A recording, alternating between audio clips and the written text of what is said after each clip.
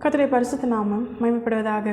இந்த நாளில் இந்த காலை வேளையிலே கர்த்தர் நம்மை அவருக்குள் பலப்படுத்தும்படியாக நமக்கு தருகிற வார்த்தை 1 கொரிந்தியர் அதனுடைய 13வது அதிகாரம் அதனுடைய 13வது வசனம்.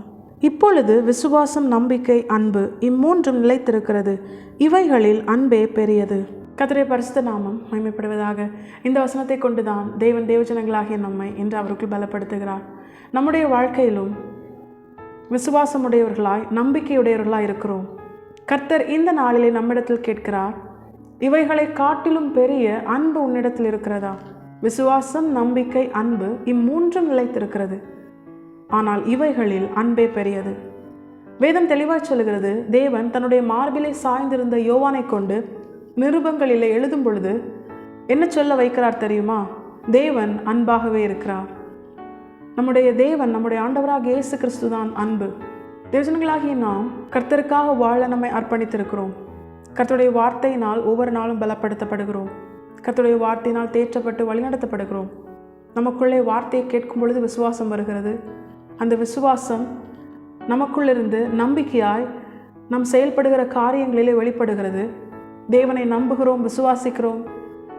ஆனால் இதைவிட நமக்குள் அதிகமாய் கிரியை செய்ய வேண்டிய ஒரு பிரதானமான காரியம்தான் அன்பு. வார்த்தையை கேட்கும் பொழுது விசுவாசிக்கிறோம், தேவன் அன்பாகவே இருக்கிறார், இவைகளை காட்டிலும் அன்பு பெரியது என்று நாம் உணர்ந்திருக்கிறோமா? அன்பு பெரியதா இருந்ததுனால தான், தேவன் அன்பாகவே இருந்ததுனால தான், அந்த பெரிய அன்பை அவர் நம்மேல் வைத்ததுனால தான் அவர் நமக்காக வந்தார், நம்மையும் தெரிந்து கொண்டார். எத்தனை பேரால் சொல்ல முடியும், என்னை சூழ்ந்திருக்கிற எல்லா ஜனங்களும் என்னிடத்தில் அன்பாக இருக்கிறார்கள் என்று? தேவன் மாத்திரம் நம்மை அவருடையவர்களாய் மாற்றாதிருந்தால், நம்மை சூழ்ந்திருக்கிற ஜனங்கள், நம்முடைய உறவினர்கள், நண்பர்கள் இப்பொழுது நம்மிடத்தில் அன்பு செலுத்துகிறார்களே, அதே அன்பை தேவன் நம்மோடு கூட இராதிருந்தால் நம்மிடத்தில் நிச்சயமாக செலுத்த மாட்டாங்க. ஏன்னா நம்முடைய சுபாவம் அவ்வளவு கேடுள்ளதாக இருக்கும். கர்த்தர் நம்மோடு கூட இருந்து அவர் நம்மை வார்த்தையினால் உருவாக்குறதுனால தான் நம்முடைய முந்தின சுபாவங்கள் எல்லாம் இப்பொழுது நம்மிடத்திலிருந்து மாறி இருக்கு. பொல்லாத சுபாவங்களை உடைய ஒரு மனுஷனை அவனுடைய சொந்த குடும்பமே என்ன பண்ணாது? அன்பு செலுத்தாது.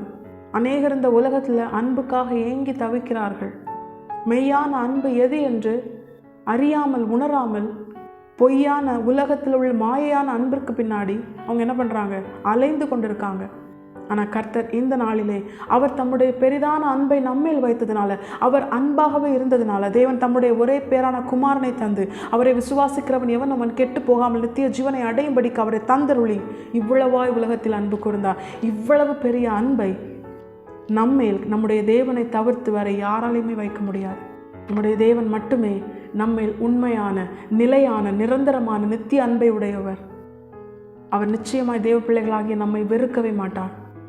அவர் வெறுக்க மாட்டார் அப்படின்னு சொல்லி அவர் நம்மேல் காண்பித்த அன்பை உதாசீனப்படுத்தி நம்ம என்ன பண்ணக்கூடாது? பாவம் செய்யக்கூடாது. இப்பொழுது கிருபையின் காலம். அவர் கிருபாசனத்தில் இருந்து நம்மிடத்தில் அன்பும் கிருபையும் பாராட்டுகிறார்.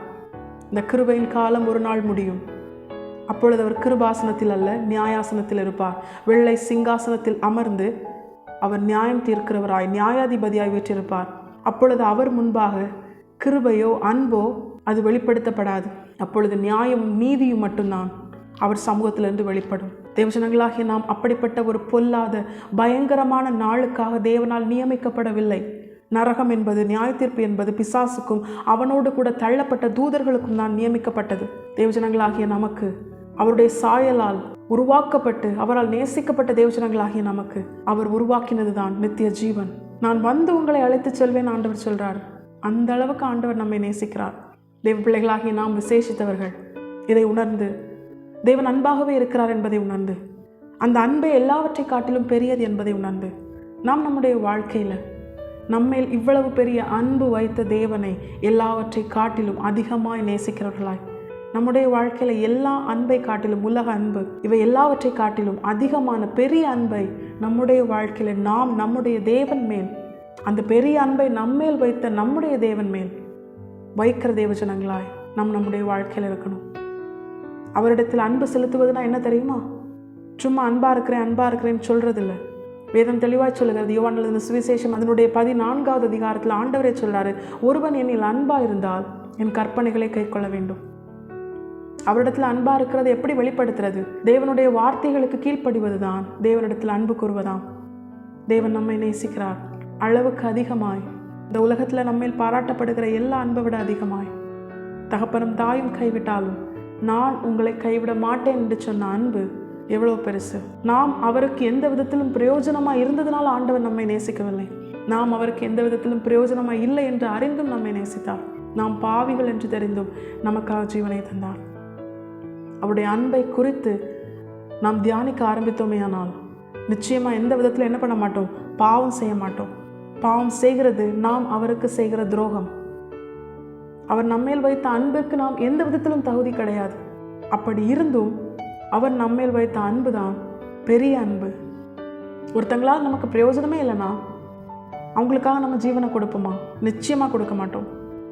அப்போ ஆண்டவர் நம்மேல் வைத்த நமக்கு பாராட்டின அன்பு எவ்வளோ பெருசு. மற்றவங்களுடைய வாழ்க்கையை பார்த்தா அல்ல, நம்முடைய வாழ்க்கையை பார்ப்போம். நம்முடைய ஆரம்பத்தை பார்ப்போம். நம்மோடு கூட இருக்கிறவர்களை பார்ப்போம். அவர்கள் நம்மேல் பாராட்டுகிற அன்பை பார்ப்போம்.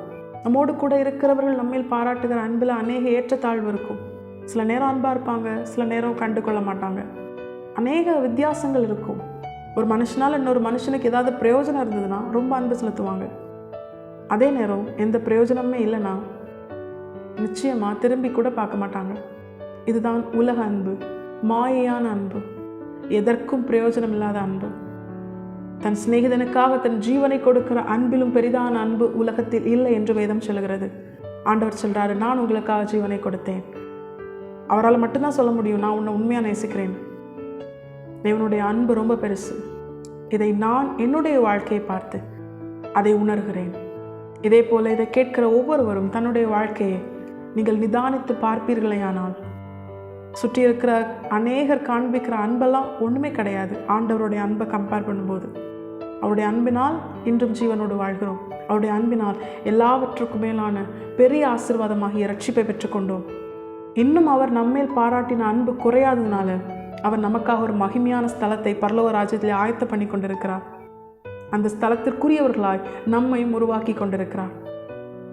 அவருடைய ஏற்ற நாளிலே, அவருடைய மன நாளிலே நம்மை வந்து அழைத்து செல்வார். நிச்சயமாய் கைவிட மாட்டார். ஆனால் ஆண்டவர் நம்மிடத்தில் எதிர்பார்ப்பது ஒன்றே ஒன்றுதான். நாம் அந்த அன்பை பெற்றுக்கொண்டு அதற்கு தகுதியுள்ளவர்களாய் மாற நாம் நம்மை கர்த்தருடைய பாதத்திலே அர்ப்பணிக்க வேண்டும். அதே போல நாமும் தேவன் நம்மேல் பாராட்டின அன்பை அவர் எப்படி எந்த விதமான ஒரு பட்சபாதம் இல்லாமல் தகுதி பார்த்து அன்பு செலுத்தாமல் அவர் நம்மேல் பாராட்டின அன்பு எப்படி பெரிதாக இருந்ததோ அதே போல் நாமும் நம்முடைய வாழ்க்கையில் மற்றவர்களிடத்தில், நம்மை சூழ்ந்திருக்கிறவர்களிடத்தில், அவங்க நல்லவங்களோ கெட்டவங்களோ, அவர்களிடத்தில் அன்பு செலுத்துகிறவர்களாய், அன்பாய் நடந்து கொள்கிறவர்களாய், அன்பின் வெளிப்பாடாய் அவர்களுக்காக ஜெபிக்கணும். அவங்களுக்கு தீங்கு செய்யக்கூடாது. அவங்க நம்மோடு கூட நல்மனம் பொருந்தினவர்களாக இருந்தார்களே ஆனால் அவர்கள் தேவனை அறியாதவர்களாக இருந்தார்களே ஆனால் ஆண்டவரை குறித்து சொல்லணும், ஆண்டவருடைய அன்பை குறித்து சொல்லணும். ஒருவேளை தேவனை அறிந்தவர்களாக இருந்தார்களே ஆனால் அவர்களோடு கூட கர்த்தரை துதித்து ஆராதிக்கிற தேவஜனங்களாக இருக்கணும். ஒருவேளை அவங்க நம்ம கூட ஒரு நல்மனம் பொருந்தாத ஒரு நிலையில் இருப்பார்களே ஆனால் அவர்களுக்காக ஜெபிக்கணும். அவங்க எவ்வளவு நமக்கு தீங்கு செய்தாலும் நாம் அவர்களுக்கு பதிலுக்கு நன்மை செய்கிறவர்களாய், சபிக்கிறவர்களையும் ஆசீர்வதிக்கிறவர்களாய், துன்பப்படுத்துகிறவர்களுக்காக ஜெபிக்கிறவர்களாய் கிறிஸ்துவின் அன்பை வெளிப்படுத்தினோமே ஆனால் நிச்சயமாய் நாம் கிறிஸ்துவின் சாயலை வெளிப்படுத்துகிறோம். நம்மை எப்படி தம்முடைய அன்பை காண்பித்து நம்மை அவரை போல மாற்றினாரோ, நம்மை அவரை போல மாற்றிக்கொண்டிருக்கிறாரோ அதே போல் நாமும் கிறிஸ்துவை வெளிப்படுத்தும் பொழுது ஒரு நாள் நிச்சயமாய் நம்முடைய தேவன் நம்மை கொண்டு நம்மோடு கூட இருக்கிறவர்களையும் ரட்சித்துக் கொள்வது அதிக நிச்சயம். ஆனால் நம்முடைய வாழ்க்கையில் நமக்குள்ள ஒரு கேள்வி எழும்பும். என்னதான் சிலர்ட்ட அன்பாக இருந்தாலும் அவங்க எதிர்க்கு என்ன தான் பண்ணுவாங்க? தீமையான காரியங்களை தான் பண்ணுவாங்க, கோபப்படுவாங்க, அநியாயமான காரியங்களை பொய்யா சொல்லி அவதூறாக பேசுவாங்க. இப்படிப்பட்ட அநேக காரியங்களை சில பிசாசின் கிரியைகளினால் அலக்களிக்கப்படுகிற அப்படிப்பட்ட ஜனங்கள் வெளிப்படுத்துகிறாங்க. ஆனால் தேவ பிள்ளைகளாகிய நாம் புரிந்து கொள்ள வேண்டியது என்ன தெரியுமா? நாம் கிறிஸ்துவை வெளிப்படுத்தினோமேயானால், அவர்கள் பிசாசை வெளிப்படுத்தினால், நாம் வெளிப்படுத்துகிற கிறிஸ்து, நம்முடைய ஆண்டவராக இயேசு கிறிஸ்து ஜெயித்தவர். அவர்கள் வெளிப்படுத்துகிற பிசாசை அழித்து போட்டு அவர்களை ரட்சிப்பின் அனுபவத்திற்குள்ளாய் நம்மை கொண்டு நடத்துவார். இதுதான் சிம்பிளான ஒரு காரியம். தேவஜனங்களாகிய நாம் கிறிஸ்துவை வெளிப்படுத்த நாம் முதலாவது முழுமையாய் நம்மை கர்த்தருடைய பாதத்தில் அர்ப்பணிக்கிறோம். கர்த்தர் நம்மேல் பாராட்டின பெரிய அன்பை உணர்ந்து நாம் அவர் மேல் அன்பு செலுத்தி அவருடைய வார்த்தைகளுக்கு கீழ்ப்படியணும். பிற்பாடு நம்மை கொண்டு தேவன் அநேகரை, நம்மை சூழ்ந்திருக்கிற அநேகரை ரட்சித்துக் கொள்ளும்படியாய், ஏசப்பா என்னிலிருந்து நீங்கள் வெளிப்படுங்கன்னு சொல்லி நாமும் கிறிஸ்துவின் அன்பை வெளிப்படுத்த பிரயாசப்பட்டு, ஆண்டவரே என்னை பலப்படுத்தும் என்று சொல்லி கர்த்தரிடத்தில் வேண்டி ஜெபிக்கிறவர்களாக இருக்கணும். இதுதான் ஆண்டவர் நம்மிடத்தில் எதிர்பார்க்கிறார்.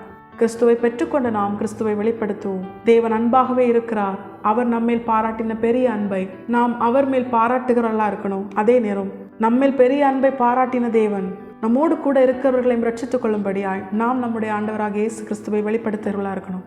இதை தான் தேவன் நம்மிடத்தில் எதிர்பார்க்கிறார். எல்லாவற்றை காட்டிலும் அன்பே பெரியது. தேவன் அன்பாகவே இருக்கிறார். தேவ அன்பிற்கு கீழ்ப்படிந்து வாழ, அவருடைய வார்த்தைகளுக்கு கீழ்ப்படிந்து வாழ நாம் நம்மை முழுமையாய் கர்த்தருடைய பாதத்திலே அர்ப்பணிப்போம். கர்த்தரிடத்தில் அன்பு செலுத்தி அவருடைய அன்பை மற்றவர்களும் அறிந்து கொள்ளும்படியாய் கிறிஸ்துவை வெளிப்படுத்துவோம். கர்த்தர் இந்த வசனத்தை கேட்டு நாம் அனைவரையும் ஆசீர்வதித்து வழிநடத்துவாராக. கர்த்தருடைய பரிசுத்த நாமம் மட்டுமே மகிமைப்படுவதாக. மாரநாதா இயேசு வருகிறார். ஆயத்தமாவும் பிறரை ஆயத்தப்படுத்துவோம். ஆமென்.